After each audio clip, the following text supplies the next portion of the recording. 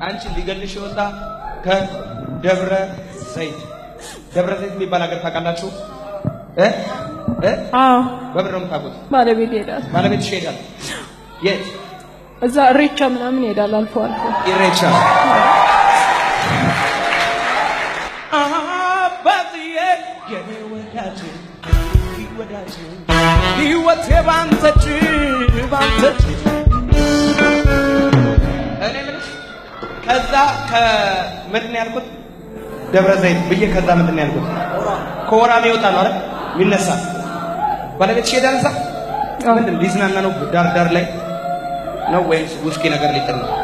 ኢሬቻ ይሄዳል። በቃ ኢሬቻ ምንድን ነው? ያ እንግዲህ እኔ እሱን ካገባሁት በኋላ ነው ያንን የሱን እንትን መከተል የጀመርኩት። ዋቄ ፈታ ሃይማኖቱ ምንድነው? ዋቄ ፈታ ምንድነው? ደብረ ዘይት ወንዝ አለ፣ በሱ የሚያምኑ ሰዎች ማለት ነው። ለካ ፈታ ተቻለ አባትዬ የሚያንቀሽ ነገር አለ ለልጅ እሱ በቃ ለሊት እየመጣ ወይ ጥሩ ህልም እያየው ያለውኝ መሀል ላይ መጥቶ በቃ ይደባለቅብኛል። ሁሌ እኔን ለመግደል ነው በቃ ያሳድደኛል በጣም ማለት ነው። ወደዚህ ልመጣ አካባቢ ራሱ ተነስቼ ልብሴን ከለባበስኩ በኋላ ወንድሜ መኪና ይዞ እስከሚመጣ ድረስ በመሀል እንቅልፍ ይዞኝ ይለ አሁን እኔ ይሁን መንገድ እየሄድኩኝ ያለው ጥቁር ወጣት ልጅ መሳሪያ ይዞ እኔ በቀኝ እየሄድኩ ያለው በግራ በኩል ዞሮ መጣብኝ።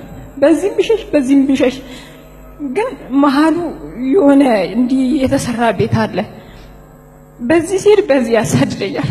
ከዛ ለሆነ ቀይ ሰው እየደወልኩና እባክህን ይሄው እኔ ልሄድበት ካልኩት ቦታ ሊያስቀረኝ ነው፣ እባክህና እና ተከላከልልኝ፣ በቃ ይገለኛል ከያዘኝ። እሱ የያዘው መሳሪያ በጣም ኃይለኛ መሳሪያ ነው ብዬ እያለቀስኩ እያለሁኝ ስደውልለት እኔ ወዴት እንደገባ አላውቅም። ሰውየው ተሰወረ። እኔ አምልጬ ወጣሁኝ።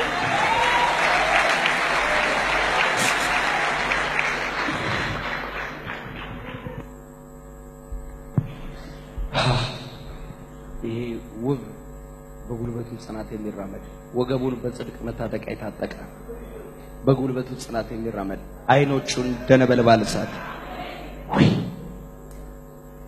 አሜን አሜን ፍቅርን የተሞላ እሱ ኢየሱስ ነው የደወልሽለት። አሜን ዝም አልልም አመሰግናለሁ ለኢየሱስ ክብርን እሰጣለሁ። እና ነፃ አወጣሽ እሱ? አዎ። ስሙ ማን ነው? ነፃ አወጣኝ ኢየሱስ።